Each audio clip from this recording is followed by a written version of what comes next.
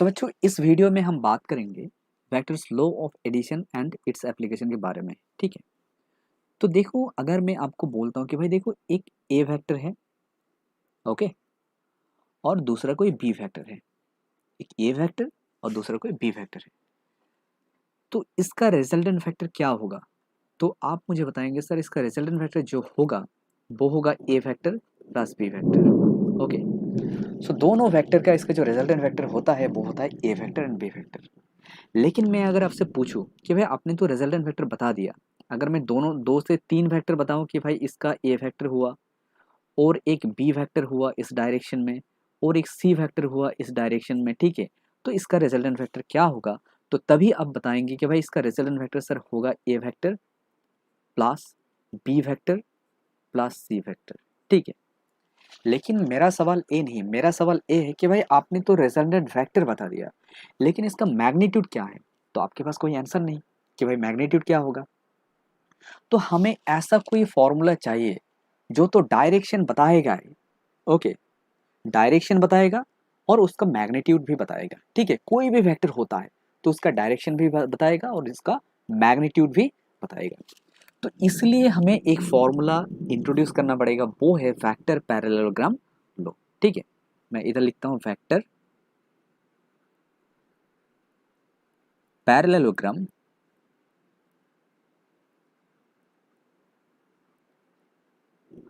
लो। ठीक है, तो मैंने एक फॉर्मूला और मुझे एक फॉर्मूला इंट्रोड्यूस करना पड़ेगा, वो है वेक्टर पैरेललोग्राम लो। तो है क्या? तो अभी हमें जानना पड़ेगा कि है क्या, व्हाट इज वेक्टर पैरेललोग्राम लो। तो पहले हमें देखिए एक डायग्राम ड्रॉ करना पड़ेगा। देखिए, अच्छा पहले मैं स्टेटमेंट बता देता हूँ कि स्टेटमेंट क्या है। इफ टू वेक्टर, ठीक है, if two vectors, okay, are represented by, are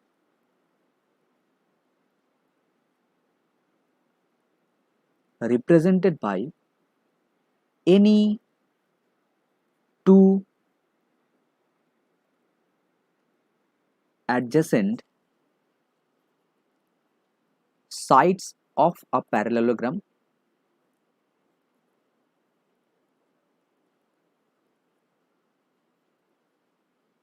okay, then their resultant vector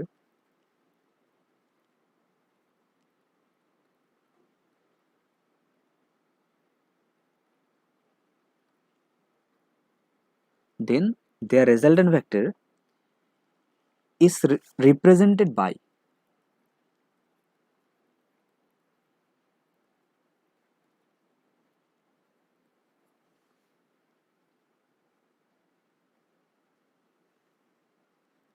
the diagonal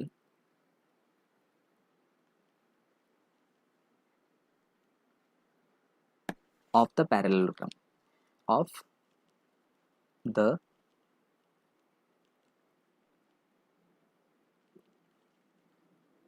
parallelogram. इसका मतलब क्या है? तो देखिए एक स्टेटमेंट है, पहले तो स्टेटमेंट आप पढ़ लीजिए।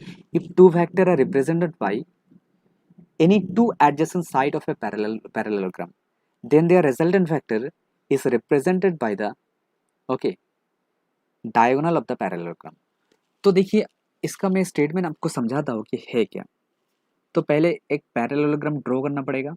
We have to draw a parallelogram here.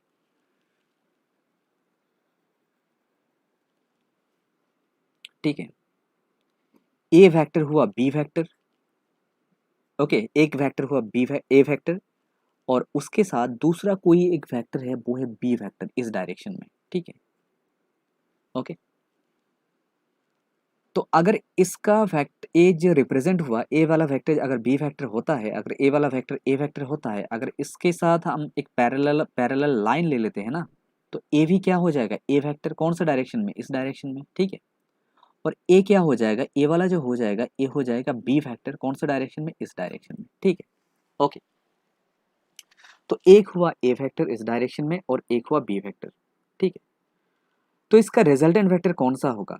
जो स्टेटमेंट है ना, स्टेटमेंट का हिसाब से जो अगर एक वेक्टर हुआ उसके साथ उसका एडजेसेंट दूसरा कोई वेक्टर है, ठीक है, तो क्या होगा, इसका जो रिजल्टेंट होगा ना, रिजल्टेंट होगा वो होगा diagonal of this two factor, मतलब इन दोनों का बीच का डायगोनल होगा।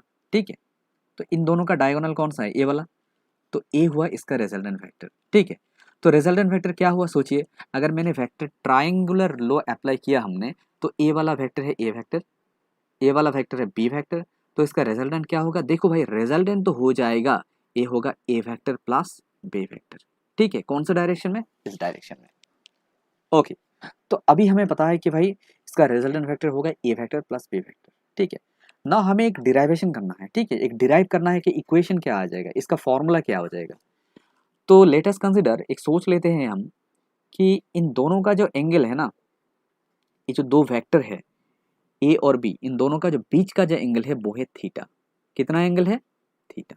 ओके, ठीक है, तो अभी हमें इसको प्रूफ करना है, एक इक्वेशन बनाना है, जिस इक्वेशन से हमें रिप्रेजेंट करना है कि भाई देखो इसका मैग्नीट्यूड भी होता है, एक मैग्नीट्यूड का फॉर्मूला भी होता है। ठीक है, अगर ए है, एक वेक्टर बी है, दूसरा वेक्टर, तो इसका मैग्नीट्यूड भी होगा। ठीक है, तो देखो मैग्नीट्यूड को सॉल्व करने के लिए हमें क्या चाहिए, देखो ए, तो ए वाला जो ट्राइंगल है ये राइट एंगल ट्राइंगल नहीं है, तो इसलिए हमें एक राइट एंगल ट्राइंगल ड्रॉ करना पड़ेगा। है ए, हमने एक राइट एंगल ट्राइंगल ड्रॉ कर लिया। ठीक है, सपोज इसका नाम है ए, इसका नाम है बी और इसका नाम है सी।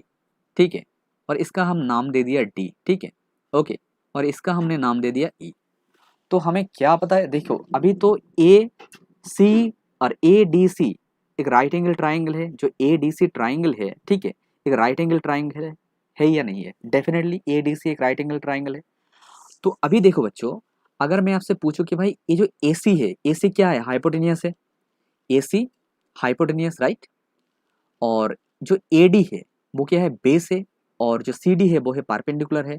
तो इस हिसाब से, ठीक है, जो पैरेललोग्राम का अगर हम इसको अप्लाई करें सर, तो ए सी स्क्वायर क्या हो जाएगा, बताओ। ए सी जो स्क्वायर हो जाएगा वो हो जाएगा ए डी स्क्वायर। ठीक है, ओके, और इसको लेकर परपेंडिकुलर इसका, that means C D square, इसको स्क्वायर लिखो, C D square plus A D square plus A D इसका होल स्क्वायर। तो अभी हमें तो पता है ना कि भाई सी डी, तो सी डी स्क्वायर इसको लिख लेते हैं हम। ठीक है, अच्छा सी डी स्क्वायर इसको लिख लो, उसके साथ अभी ए डी का बताओ, ए डी क्या है, ए डी है A B plus B D, A B plus B D. ठीक है, तो लिख लिया स्क्वायर। ओके, मुझे लगता है आप लोगों को समझ में आया। ठीक है, तो इसको लिखने से क्या मिलेगा, इधर C D square plus A B इसका स्क्वायर प्लस बी डी इसका square plus 2 into A B into B D. ठीक है, मिला। ओके, एक इक्वेशन मिला, ये वाला इक्वेशन मिला। ठीक है, तो ये जो ए सी है ना, ये तो क्या है, ये आर है, तो इसका मतलब ये आर स्क्वायर हुआ, और ए क्या हो जाएगा, ए हो जाएगा आर स्क्वायर। ठीक है, अभी हमें पता लगाना पड़ेगा कि भाई इस सी डी का वैल्यू कितना है, ए बी का वैल्यू कितना है, और बी डी का वैल्यू कितना है। ठीक है, अच्छा ये जो सी डी स्क्वायर, ठीक है, C D square plus B D square, इस इक्वेशन, ये जो छोटा सा ट्राइंगल है ना, देखो इसका भी एंगल, तो अगर इसका एंगल थीटा होता है, इसका भी एंगल कितना होगा, इसका भी एंगल थीटा होगा। ठीक है, तो इस हिसाब से देखो, अगर मैं इधर लिखता हूँ ना कि भाई बी सी स्क्वायर, दूसरा कोई पेन यूज करता हूँ, अगर मैं इधर लिखूँ ना कि भाई बी सी स्क्वायर जो है, ठीक है, इसका वैल्यू कितना होगा, ए होगा C D square plus B D square. सही ना, कौन सा ट्राइंगल से, फ्रॉम ट्राइंगल, ओके, बी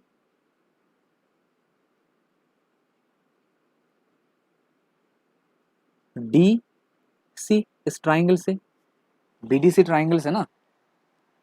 ठीक है, तो बी डी सी जो ट्राइंगल है, बी डी सी बी, ये जो ट्राइंगल है ना, ठीक है, इस ट्राइंगल से हमें क्या पता चलता है, भाई B C square equals to C D square plus B D square. ठीक है, अच्छा ए हुआ, तो instead of C D square कहाँ है, ए हुआ, प्लस बी डी स्क्वायर। ठीक है, इन दोनों को मिला के क्या हम लिख सकते हैं कि भाई C D square plus B D square, इसका मतलब क्या है, B C square plus A B square हुआ, ये तो पहले ही था, 2ab इंटू बी डी मिला। अभी सोचो, अभी अगर मैं बताऊँ आपको कि भाई जो बी सी स्क्वायर है ना, बी सी स्क्वायर का वैल्यू कितना है, जो बी सी है उसका वैल्यू देखो, ये तो बी हुआ ना, ये कितना है, बी वेक्टर है, तो इसको लिखो बी प्लस जो ए बी का वैल्यू है, ए बी का वैल्यू कितना है भाई, ए बी का वैल्यू तो ए हुआ plus 2ab, so 2ab, A B लिखो, तो इस इक्वेशन को देखो 2ab, तो ए बी का वैल्यू कितना है, ए है, ठीक है, तो मैग्नीट्यूड का फॉर्म है ना, ए बी है, ए है। और बी डी का वैल्यू कितना है, अभी देखो बी डी क्या है, बी डी बेस है इस ट्राइंगल का, ये जो दूसरा A B D C B, ये जो ट्राइंगल है बी डी सी बी, इसको सोचो, बी डी सी बी ये जो ट्राइंगल है, इसका बी डी क्या है, बेस है, तो उसको हिसाब से हमें लिखना पड़ेगा कि बेस अगर होता है तो कॉस थीटा क्या होगा भाई, कॉस थीटा, ठीक है, इस ट्राइंगल से कॉस थीटा क्या आ जाएगा, base by hypotenuse, so base क्या हुआ बी डी, इसका हाइपोटेन्यूज क्या हुआ बी सी, ठीक है, इसका मतलब हुआ B D by B C, क्या है बी सी है, बी वेक्टर था, इसको मैग्नीट्यूड लेना पड़ेगा, तो बी डी बाई बी, तो इसका मतलब बी डी का वैल्यू कितना होगा, बी डी जो आएगा वो होगा बी कॉस अल्फा, ठीक है, अल्फा और थीटा, सॉरी थीटा, ओके, तो लिखो सो 2 और बी डी का वैल्यू है बी कॉस थीटा, तो इसका मतलब जो पूरा इक्वेशन आया वो आर स्क्वायर इधर हुआ equals to B square plus vector का कोई भी वेक्टर अगर होता है उसका स्क्वायर क्या होता है, स्केलर हो जाता है, तो 2ab इसका मिला cos थीटा, ओके, तो r का मतलब क्या, r इसमें से क्या मिला हमें, जो रिजल्टेंट वेक्टर मिला वो हुआ a square plus B square plus 2ab cos theta, okay, मुझे लगता है आप लोगों को समझ में आया। तो फिर से मैं एक बार बताता हूँ कि भाई देखो जरूरत क्या हो, वेक्टर क्या होता है, vector law of addition and its application. देखो जो वेक्टर होता है ना, जो वेक्टर होता है, अगर मैंने आपको बोल दिया कि भाई देखो ए एक वेक्टर है ए, एक वेक्टर है ए और एक दूसरा वेक्टर है बी, तो इसका एडिशन क्या होगा, तो आप बताएंगे सर एडिशन होगा A vector plus B vector, कोई प्रॉब्लम नहीं, इसका एडिशन हो गया ए वेक्टर प्लस बी वेक्टर, लेकिन मैं आपको बताऊं कि भाई इसका मैग्नीट्यूड क्या होगा, क्या आप बता पाएंगे, नहीं आप बता नहीं पाएंगे कि इसका मैग्नीट्यूड क्या होगा, लेकिन जब भी हमें वेक्टर को रिप्रेजेंट करना पड़ेगा उसका मैग्नीट्यूड भी चाहिए, ठीक है, और उसका डायरेक्शन भी चाहिए, ठीक है, तो हमें मैग्नीट्यूड भी चाहिए और डायरेक्शन भी चाहिए, इसलिए हमें एक फॉर्मूला इंट्रोड्यूस करना पड़ेगा, वो फॉर्मूला है वेक्टर पैरेललोग्राम लॉ। तो वेक्टर पैरेललोग्राम लॉ है क्या, if two vectors are represented by any two adjacent sides, two vector are represented by any two adjacent side of a parallelogram, then their resultant vector is represented by the diagonal of the parallelogram। इसका मतलब क्या हुआ, इसका मतलब हुआ कि अगर एक वेक्टर ए है, ठीक है, और एक दूसरा वेक्टर बी है, ठीक है, ठीक है, तो ये दोनों क्या फॉर्म करेगा, एक पैरेललोग्राम फॉर्म करेगा, ठीक है, इसका अगर ए वेक्टर हुआ तो ए भी तो ए वेक्टर हो जाएगा ना, ये अगर बी वेक्टर हुआ तो ए भी बी वेक्टर हो जाएगा ना, तो एक पैरेललोग्राम फॉर्म करेगा, ठीक है, तो इसका जो जो ए वेक्टर और बी वेक्टर का रिजल्टेंट वेक्टर होगा, कौन कहां पर रिजल्टेंट वेक्टर होगा, इसका जो रिजल्टेंट वेक्टर होगा ये होगा ए और बी का दोनों का बीच में, ठीक है, कहां पर होगा ए और बी का बीच में, ठीक है, इसका जो डायगोनल है ए और बी का जो डायगोनल है इसमें इसका रिजल्टेंट वेक्टर आएगा, और रिजल्टेंट वेक्टर क्या आएगा, मैंने पहले ही बोल दिया कि इसका जो भाई इसका जो रिजल्टेंट वेक्टर आएगा ना वो क्या होगा, वो रिजल्टेंट वेक्टर होगा R vector equals to A vector plus B vector, कोई शक नहीं होना चाहिए, ठीक है। अभी ए तो हो गया, अभी मुझे ए बताओ कि भाई इसका तो रिजल्टेंट वेक्टर मिल गया, लेकिन इसका मैग्नीट्यूड क्या होगा, मैग्नीट्यूड सॉल्व करने के लिए क्या मैंने इस लाइन को एक्सटेंड किया, बिकॉज ये तो राइट एंगल ट्राइंगल नहीं है ना, ए सी बी, क्या ये राइट एंगल ट्राइंगल है, नहीं है, तो राइट एंगल ट्राइंगल लेने के लिए मैंने एक लाइन एक्सटेंड किया, क्या मैंने परपेंडिकुलर ड्रॉ किया, ठीक है, तो परपेंडिकुलर क्या है, बी को डी तक एक्सटेंड किया और इसका ऊपर एक परपेंडिकुलर ड्रॉ किया, वो परपेंडिकुलर है क्या, सी डी। उसके बाद हमने इसका देखिए ये तो हाइपोटेन्यूज हो गया एसी, और ये जो CD है तो परपेंडिकुलर हो गया, और AD तो क्या हो गया, बेस हो गया, तो इसको फॉर्मूला को हमें अप्लाई करना पड़ेगा कि भाई AC स्क्वायर क्या होगा, hypotenuse square equals to perpendicular square plus base square. तो इसको पूरा इक्वेशन को सॉल्व करने के बाद हमें R मिला, R क्या मिला, मैग्नीट्यूड, और मैग्नीट्यूड का वैल्यू क्या मिला, वो है √a square plus b square plus 2ab cos theta, ठीक है। अगर कोई भी डाउट होता है आप कमेंट सेक्शन में जरूर लिखेंगे, okay. So thank you for watching this video, do subscribe my channel.